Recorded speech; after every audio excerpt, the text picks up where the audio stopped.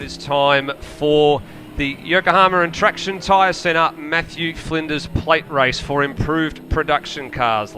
Second last race of the weekend. Been a bit of an interesting weekend, this one, for the improved production cars. We had a few interstate raiders come across and see if they could challenge for the Mathew Flinders plate, and they are certainly doing just that. Scott Cook has taken both race wins to date so far this weekend, so he's going to start off the pole. We were expecting Kevin Stootman to start alongside, but there's been some gearbox dramas that have sidelined that little Mitsubishi Evo 7, so it looks set that he's going to miss this one, which will mean a vacant spot on the front row next door to Scott Cook's number 25 Nissan Silvia. And then Andrew Butcher and Liam McBride, a pair of BMWs, will take up positions 3 and 4. Behind them, the very fast starting and hard charging number 29 of Adam Poole, the white Monaro with the orange graphics. Keep an eye out for that car. It is extremely fast and a red hot contender for the Mathew Flinders plate this afternoon. Next door to him will be David Cox, the number 28 VK Commodore. Cade Lehman and Drew Lawrence from Queensland on his way home from Improved Production Nationals. He'll be turning right after this and heading all the way back to Queensland, so safe travels home, Drew. And then Troy Lloyd and Paul Rule making up the top 10. And no, there's something down there, Jeff. You just I think it's the wrong one that you might be pointing at there. No, that's Peter Dixon, actually. That's we've just noticed Peter Dixon has come down off of the pit lane return road at turn 4, the number 21 Silver Monaro. Now, he was, I believe, scheduled to start inside the top 20. We're just waiting for our screens to tick over here. He was scheduled to start 15th next door to Paul Javots, but something has happened to the number 21 Monaro and he has come in, so that is the end of his race before it even starts.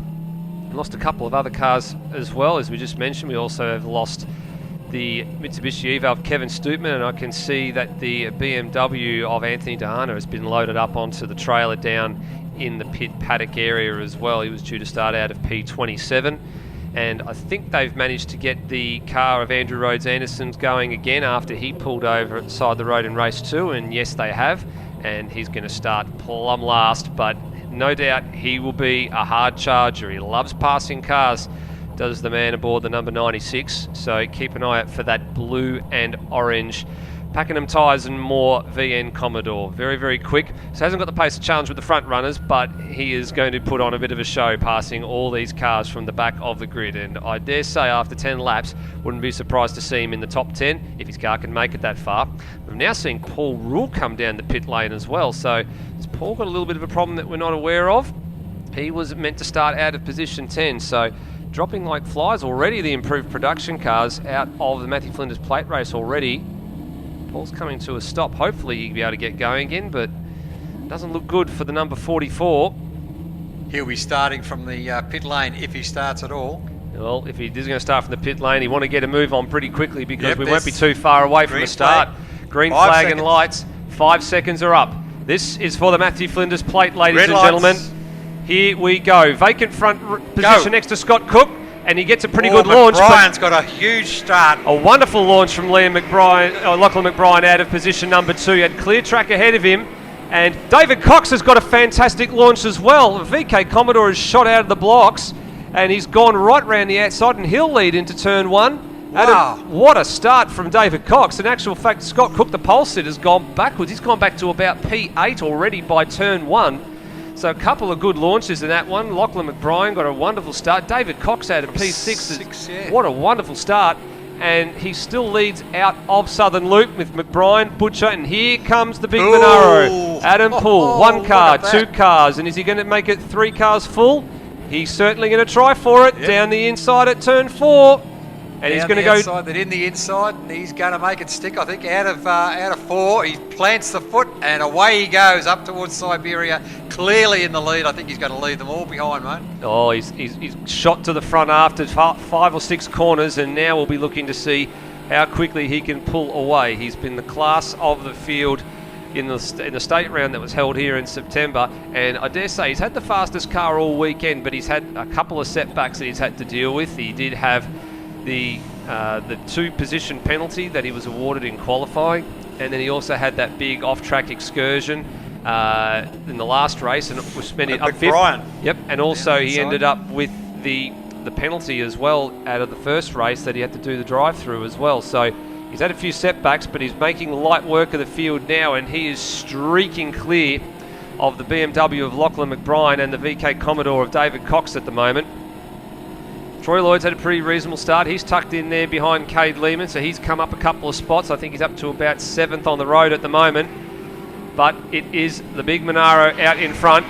David Cox blitzes past the BMW of Lachlan McBride and managed to get past. Here comes Scott Cook as well. He's had a poor start, but he's fighting back up to P3 on the road, and he's going to give DC a bit of a challenge as well for the remaining 9 laps. All through comfortably so far. Looks like Tony Carolan may have had a little bit of a drama, but of course this is a BMW E30 running in the E30 spec, the same spec that you need to run in the BMW E30 Drivers' Cup. That's actually Jesse Bryan's car that finished 4th in the E30 Drivers' Cup this year. But there's a real challenge on. Here comes Scott Cook down the inside of David Cox at turn number 4. And that's an easy pass. Great move. Set him up wide. Started out on the left and then dived to the inside of the right-hander at turn 4. Someone overshot, has he? Or yep, that's Mario Caligari, former 2-time winner of this Mathew Flinders plate, and he's coming off the circuit. So he's had a pretty successful return. Managed to get through the first couple of races unscathed, but he must have some sort of little dilemma that's developed with that Mazda RX-7. That's the car we've been mentioning earlier in the day. We'll ask, the first time that car won the Mathew Flinders plate was 1997. It is, believe it or not, the same car. Absolutely incredible. So 1997 and again in 05 is when he won that. He's driving all right. This must be something that's affecting his high-speed driving, because it seems to be going all right now. Butcher down the inside, David Cox at turn 10. Lachlan McBride latched onto the back of David Cox, and Troy Lloyd's come up as well. He's managed to sneak past Cade Lehman. So too is Drew Lawrence. So a couple of these drivers that have had a few silly things happen to them across the course of the weekend now starting to move forward. Drew Lawrence, of course, had a massive off at turn 10 in race 1 yesterday.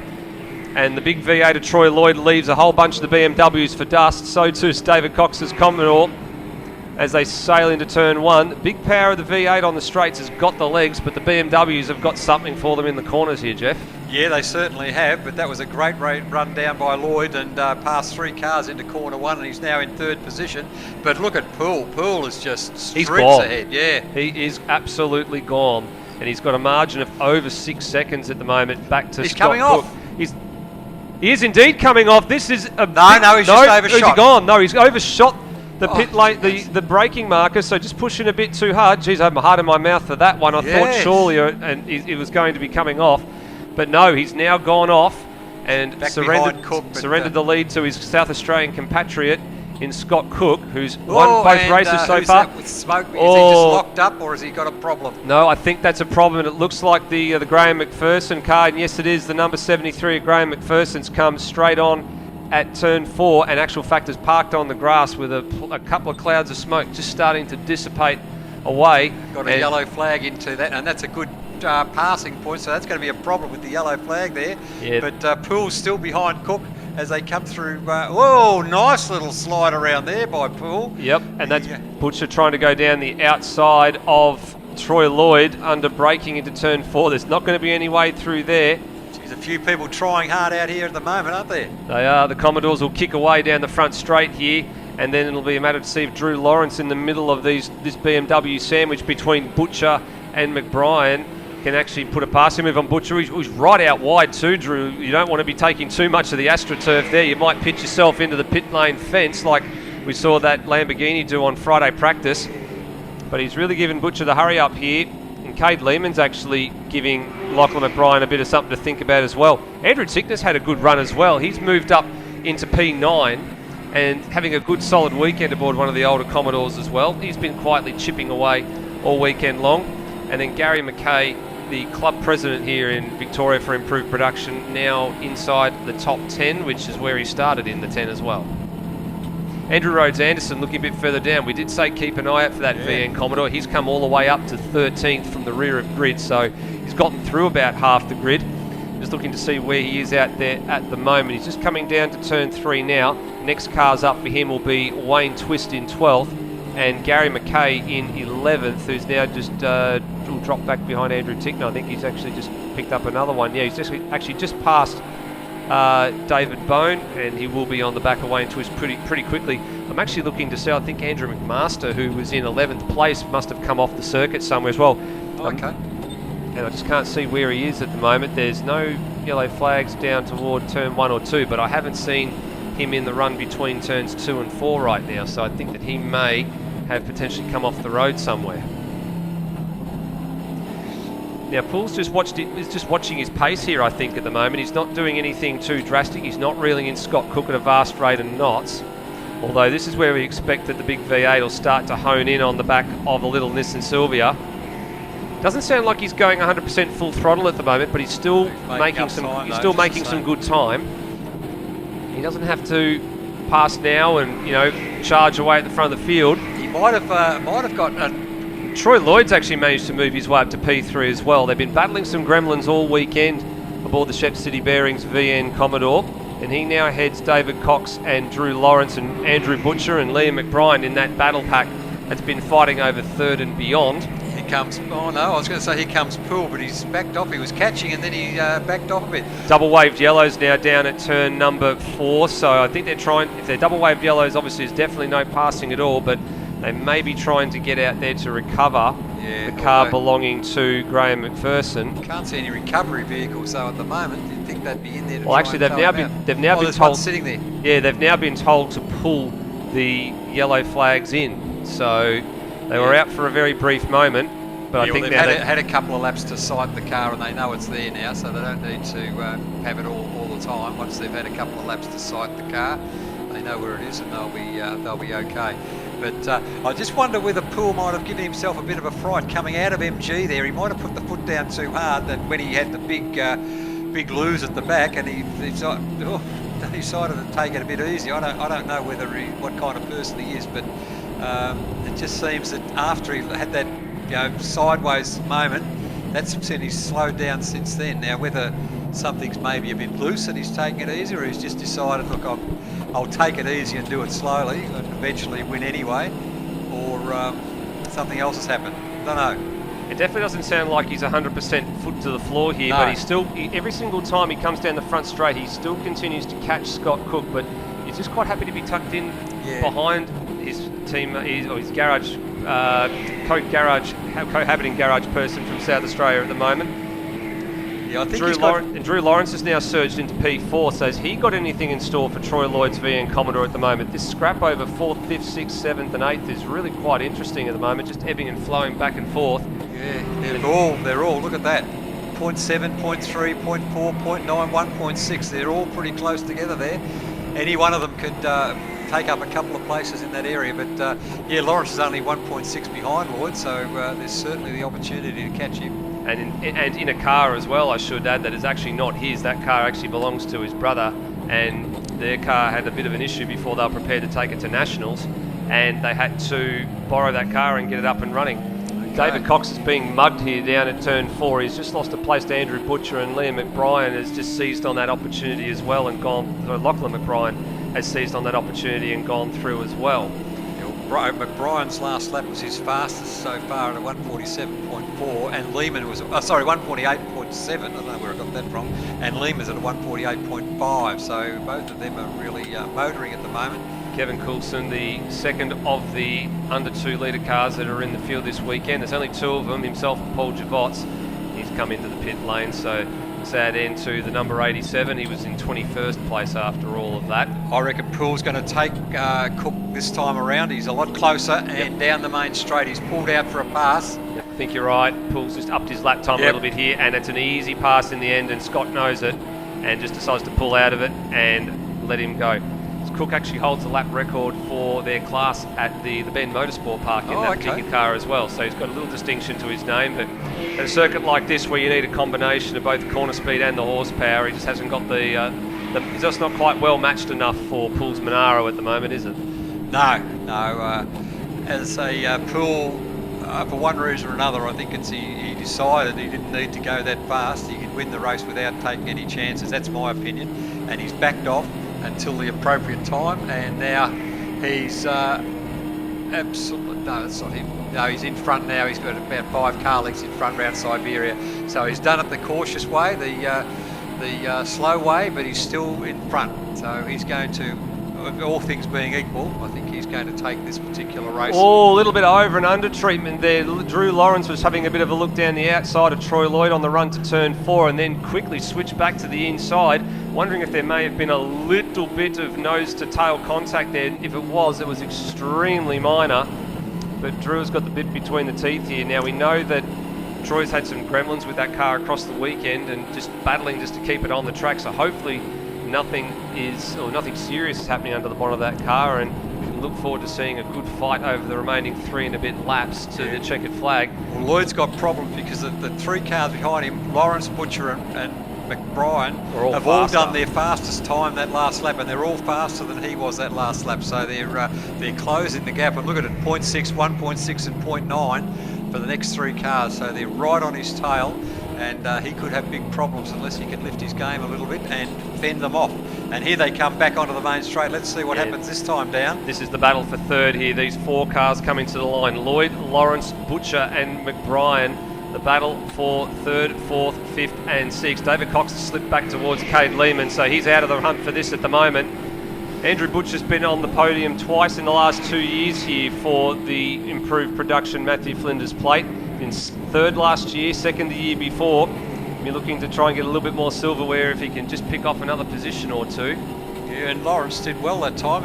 He's still slower than the next 2 cars, but he did well down the main straight, and they couldn't get in a position to overtake him into corner 1. So he's holding them off, but there they come, the 4 of them down through corner 3 now. And he's pulling away a little bit in that straight, so I think he's all right for Honda. Let's see how he goes. No, who's that? That's Butcher closing fast. Here we go, Drew and Lawrence. He's got him, and there's another one coming through. McBrien, I think, is coming through on the inside as well. Lawrence is down the inside of Troy Lloyd, and so too Butcher goes through as well, although he's lost a bit of traction. Who's that? Lawrence, I think, lost a bit of traction out of turn 4 and he went backwards. He slipped behind Lloyd again, so Butcher now promoted into P3. So Lawrence went through first, Butcher went with him. Lawrence just got a little bit tail happy on the exit of 4 and allowed Butcher back through, and Troy Lloyd then provided a bit of a roadblock for Drew trying to get back to P4. So great little exchange there at turn 4. And Andrew Rhodes-Anderson still continuing his march. He's now inside the top 10, but the next car is about 11 seconds up the road. So I think that's probably the end of Andrew Rhodes-Anderson's hard charging antics for the day. In actual fact, Dave Cox is really suffering. I think here he's behind Cade Lehman. Very tail happy coming out of turn 10 as well. So he's obviously either got a little bit of a drama, or he's got a little bit of slip in the rear tyres or the rear end of the car too much. They have had some clutch dramas in that car earlier in the weekend too, so he's just going to have to bring it home from here. Yeah, Lloyd's going to be under pressure from Lawrence again down at turn 4. Actually, just seen Scott Cook. His car is actually stranded. I didn't even see it. He's actually become stranded on the left-hand side of the track in the old MotoGP pit lane. So not sure what's happened there. He just turned around to watch them go into turn 1. So that puts Butcher into second place, and Troy Lloyd's now got a battle on his hands with Drew Lawrence for 3rd. So my, how quickly things can change. Yeah, and they're so close, but yeah, that's motorsport. You just don't know when there's a mechanical issue going to come and raise its ugly head. But back to Poole, where is he? He's gone. I think he's up behind the trees already. Yeah. I think he's already. Oh, hello. We've had I think we had a touch there because Lloyd has come off. Yep. Troy Lloyd's come off, and he's going around the long way around turn 4. He and Butcher might have touched sides as they came into Honda, and Lloyd's been bumped off the track. That's the way I see it at this stage anyway. Now I'm wondering where Adam Poole actually is at the moment, because I haven't seen him re-emerge from the trees. Has Adam Poole had another problem somewhere? Because if this is the case, this is disaster for South Australia. And in actual fact, I haven't seen him. So Andrew Butcher has currently got the lead of this race from Lachlan McBrien, and it looks like Drew Lawrence. So this is completely changed. I'm not sure if Adam Poole's had another issue down somewhere at turn 1 or 2 again, but he had a bit of an off there earlier in the weekend. Actually, earlier the last race it was. And if that's the case, this is the case. This is first, absolute second, disaster. third, and fourth. have got a second covering them. So well, not anymore, because this is completely strung out. But this is now going to be the final lap, and it's Andrew Butcher that's got the race lead. My goodness gracious me, to quote Rex Hunt, this is absolutely mind-boggling. What on earth has happened to Adam Poole? Quite a bit, yeah. Here comes Lawrence. He'll rue the day he had that bump at Honda, because he was up there, and now he's got to drop back a little bit, but still. Yeah, but Brian's second, and Lawrence third, then Lehman. There might be a little bit of something to be had, I guess, after this with regards to what happened at turn 4, because I do recall that they might have had a little minor touch a couple of laps ago, but I wouldn't be surprised if maybe there was another little touch on the run into turn 4 there, but we'll let downstairs sort that out. In the meantime, Andrew Butcher from Lachlan McBrien and Drew Lawrence is now being hotly pursued by Cade Lehman. Now, Cade's gone very deep there at turn 4. Actual fact, he went into the MotoGP long lap box, such as the speed he was carrying around.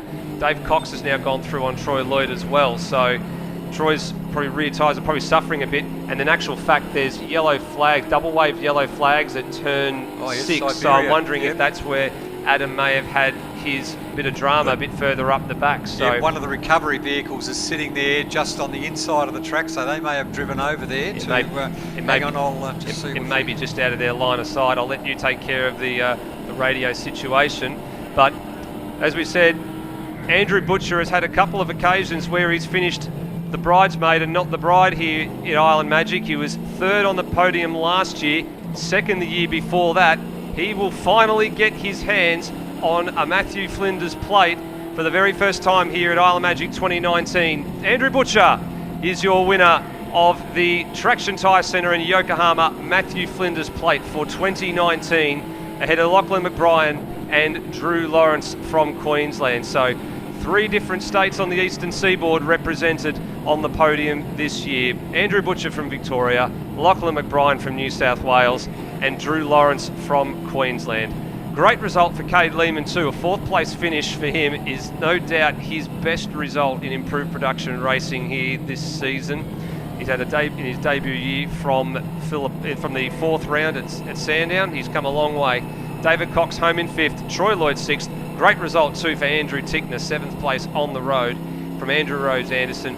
Wayne Twist gets home for P9, and David Bone gets the little Datsun home, the number 7 in P10.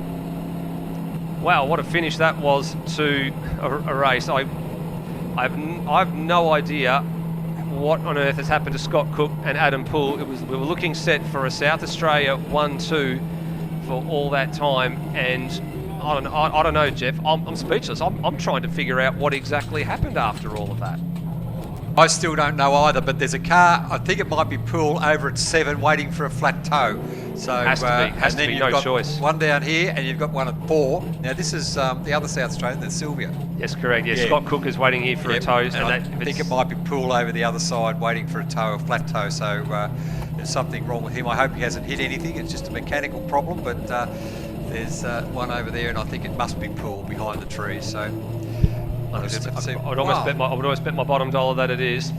But let's give thanks again to Yokohama and Traction Tyre Centre for the Mathew Flinders plate race here at Island Magic 2019, and an acknowledgement from the Improved Production Racing Association of Victoria to their sponsors for this year, and hopefully looking forward again next year. Melbourne Car Kennel, DLL Photography and Design, New Line Homes, Yokohama and Traction Tyre Centre, and 888 Capital Group Home Loans. Podium presentations for the Mathew Flinders plate will be taking place in just a few moments.